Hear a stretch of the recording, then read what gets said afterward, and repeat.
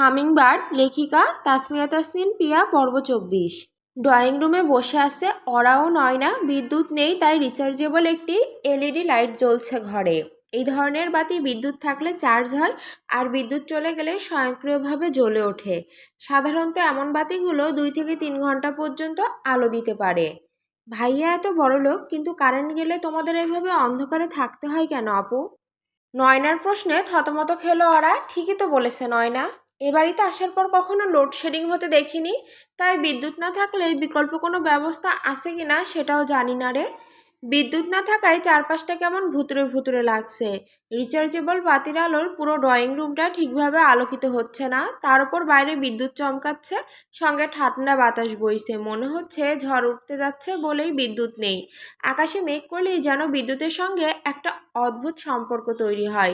ঝড়ের সময় বিদ্যুৎ থাকেই না প্রায়। সিঁড়ি বেয়ে নিচে নামতে নামতে দুই বোনের কথোপকথন শুনে মুচকি হাসলো আরিশ। তার হাতে ফোন, পরনে হাফ প্যান্ট আর কালো রঙের টি শার্ট। তালহা, এই তাহলা কোথায় তুই? আচমকা আরিশের গলা শুনে নড়েচড়ে বসলো দুই বোন। বসার ঘরে দাঁড়িয়ে তালহাকে ডাকছে আরিশ, কিন্তু কোথাও তালহার সাড়া নেই। ওরা চুপচাপ তাকিয়ে আছে আরিশের দিকে। হাফ প্যান্টে বেশ মানিয়ে গেছে ভদ্রলোককে। মুচকি হাসলো ওরা। এই ছেলেটা গেল কোথায়? কারেন্ট নেই অথচ ওর কোনো হেলদোল নেই। কোমরে হাত রেখে চারপাশে সজাগ দৃষ্টি বুলিয়ে বলল আরিশ। নয়নাও বসা থেকে উঠে দাঁড়িয়ে বলল, ভাইয়া আমি ওনাকে গিটার হাতে দোতলায় যেতে দেখেছিলাম। ভ্রুকুচকে তাকিয়ে আছে আরিশ। তাহলে গিটার নিয়ে কোথায় যেতে পারে সেটাই ভাবছে হয়তো। ফোনে একবার কল করে দেখুন, নিশ্চয়ই ফোন সাথে আছে। ওরা বলল। আরিশ হাসলো, মেয়েটার বুদ্ধি আছে। Good idea. আরিশ তালহাকে কল করে ড্রয়িং রুমে আসতে বলল। মিনিট 10 পর তালহা আসলো, সাথে তামান্নাও ছিল। আরিশ তালহাকে নিয়ে কোথাও চলে গেল। ওরা আর নয়নার সাথে এখন তামান্নাও যুক্ত হয়েছে। তিনজন একসাথে বসে আছে। কিছুক্ষণের মধ্যেই সারা বাড়ি আলোকিত হয়ে গেল। জেনারেটর চালু করা হয়েছে। হাঁপ ছেড়ে বাঁচল নয়না। বোনকে বিদায় জানিয়ে ঘুমাবার উদ্দেশ্যে গেস্ট রুমের দিকে অগ্রসর হলো সে। আরিশ ফেরার পর নয়নাও ড্রয়িং রুম থেকে নিজের রুমের দিকে এগোলো। বসে রইল কেবল ওরা। কোলে তুলে নিয়ে যেতে হবে? আরিশের প্রশ্নে হকচকিয়ে গেল ওরা। থেমে থেমে বলল, কি, কোথায় নিয়ে যাবেন? রুমে কোলে তুলে নিয়ে যাব? না না না, আমি যাচ্ছি। ওরার এমন হাব ভাব খুব ভালো লাগে আরিশের। ভীষণ ইনোসেন্ট মেয়েটা। ওরা বসা থেকে উঠে দ্রুত সিঁড়ির দিকে অগ্রসর হতে চাইল।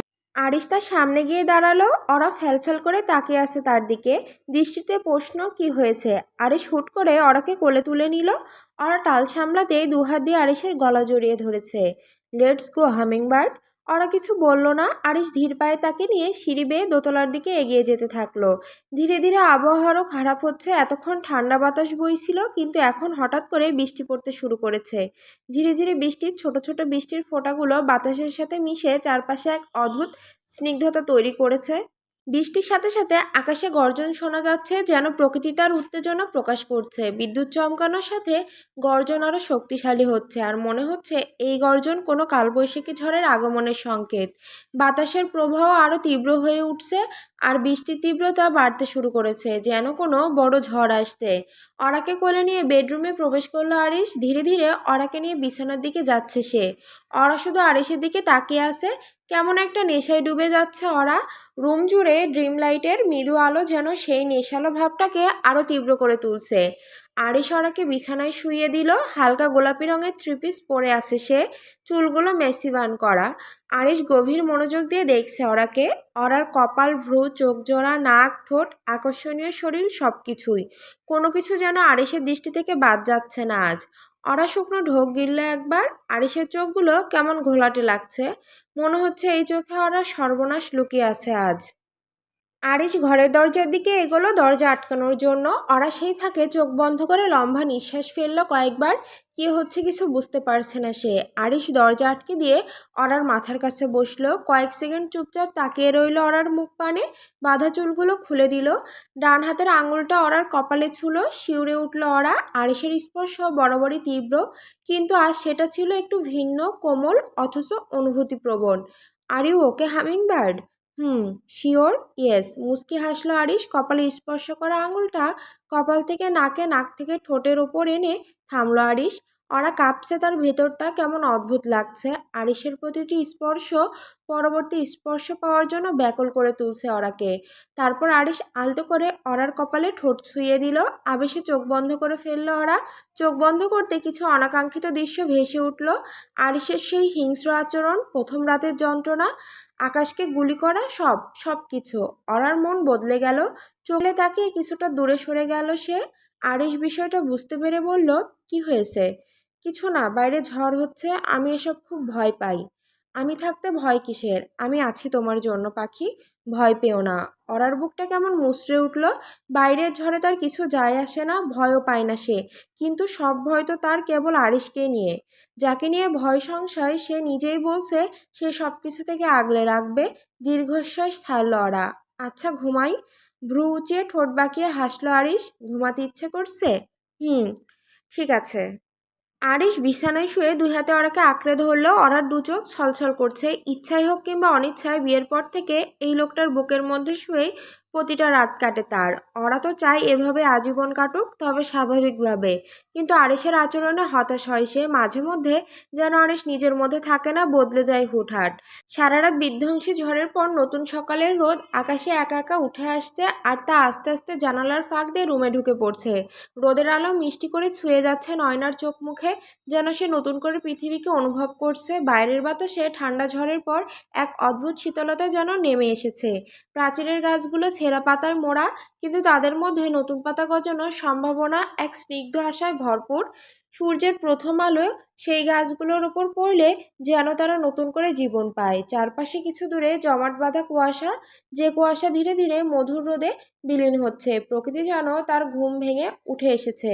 রোদের আলো চোখে মুখে পড়তেই ঘুম ভাঙতেও শুরু করলো নয়নার। ঘুম ভেঙে মনে হলো গতকাল রাতে তো জানালা বন্ধ করেই শুয়েছিল সে। তাহলে রোদ কিভাবে এলো? এসব ভাবতে ভাবতে চোখ মেলে তাকালো নয়না। ওরা জানালার পাশে দাঁড়িয়ে পর্দাগুলো সরিয়ে দিচ্ছিল। ওরাকে দেখে স্বস্তির নিঃশ্বাস ফেললো নয়না। কালো থ্রিপিসে দারুণ লাগছে ওরাকে। ঘুম ভেঙেছে? ঘুমিয়েই আছি। খিলখিল করে হেসে উঠল দুজন। নয়না শোয়া থেকে উঠে বসে চুলগুলো ক্লিপ দিয়ে বেঁধে নিল। ওরা ততক্ষণে নয়নার কাছাকাছি এসে দাঁড়িয়েছে। ফ্রেশ হয়ে আয় আগে, তারপর ব্রেকফাস্ট করবি। তা ঠিক আছে, কিন্তু আমি কিন্তু নাস্তা করে বাড়ি চলে যাব। ওরা হেসে বলল, কেন, আজকেও থেকে যা। না আপু, আমি তো কালকেই চলে যেতাম। নেহাত ভাইয়া থাকতে বলল, না থাকলে যদি তোমাকে কিছু বলতো সেজন্য থেকে গেলাম। ভালো করেছিস, আজ না হয় আমার কথায় থেকে গেলি। নয়না ঠোঁট কামড়ে মুচকি হাসলো। ওরা নয়নার বিছানা গুছিয়ে দিচ্ছে। ঠিক আছে, জানো আপু, ভাইয়া যে এতটা ভালো আগে বুঝিনি। যেমন? এই যে তোমাকে কত ভালোবাসে, সব কিছু খেয়াল রাখে। তবে হ্যাঁ, ওনার রাগটা একটু বেশি। তোমাকে বিয়ে করার জন্য যেসব করলো, ওনার মুখটা মলিন হয়ে গেল। সেই দিনগুলোর কথা মনে পড়লে অশান্তি লাগে ভীষণ। তবে নয়না কি বলল? ভালোবাসে? আরিশ তো ভালোবাসায় বিশ্বাস করে না, আর না তো ওরাকে ভালোবাসে। অনেক বলেছিস, পাকা বুড়ি একটা। চল চল, ফ্রেশ হয়ে নে, আমি গেলাম, কাজ আছে আমার। ওরা এসব বলতে বলতে ঘর থেকে বেরিয়ে গেল। নয়না স্বস্তির নিঃশ্বাস ফেলল। ঠোঁটের কোণে প্রশস্ত হাসির রেখা। বোন সুখে আছে এই ভেবেই মনটা ফুরফুরে হয়ে আসে তার। এত আদিক্ষেতা ভাল লাগছে না মা। একে তো ওই মেয়েটাকে নিয়ে বাড়াবাড়ি, আর এখন এসে জুটেছে ছোট বোন। রাগে হিসিয়ে বলল সাবিয়া। নিজের ঘরে মায়ের সাথে বসে কথা বলছে সে। শুধুমাত্র আরিশের জন্য ওরাকে কিছু করতে চেয়েও করতে পারে না সাবিয়া। ওরাকে একটু সহ্য করতে পারে না সাবিয়া। কবে যে মেয়েটাকে বাড়ি ছাড়া করবে সে অপেক্ষায় আছে। তাসলিমা খাতুন মেয়ের কাঁধে হাত রেখে বলেন, শান্ত হ সাবিয়া, সবুরে মেওয়া ফলে এত তাড়াহুড়ো করলে চলবে না, আর রাগ সামলে নিতে হবে। রেগে গেলে তোরই লস। মায়ের কথায় যুক্তি আছে। সাবিয়া দীর্ঘশ্বাস ফেলে নিজেকে শান্ত করার চেষ্টা করছে। ঠিক বলেছ মা। হ্যাঁ শোন, ক্ষতি করতে গেলে কাছাকাছি থাকতে হয়, দূরে থেকে কারো ক্ষতি করা যায় না। সেজন্য তোকে অরার কাছাকাছি যেতে হবে, ওর সাথে ভাব জমাতে হবে। বিশ্বাস অর্জন করলেই তো আঘাত করা যায়। পুরো হাসলো সাবিহা। মায়ের কথাগুলো বেশ মনে ধরেছে তার। ঠিক আছে মা, আজ থেকে সাবিয়ার অন্য রূপ দেখবে সবাই, বিশেষ করে ওরা। ও সরি, ওরা ভাবি। সাবিয়ার কথা শেষ হতেই তাসলিমা খাতুন ও সাবিয়া একসাথে হেসে উঠল।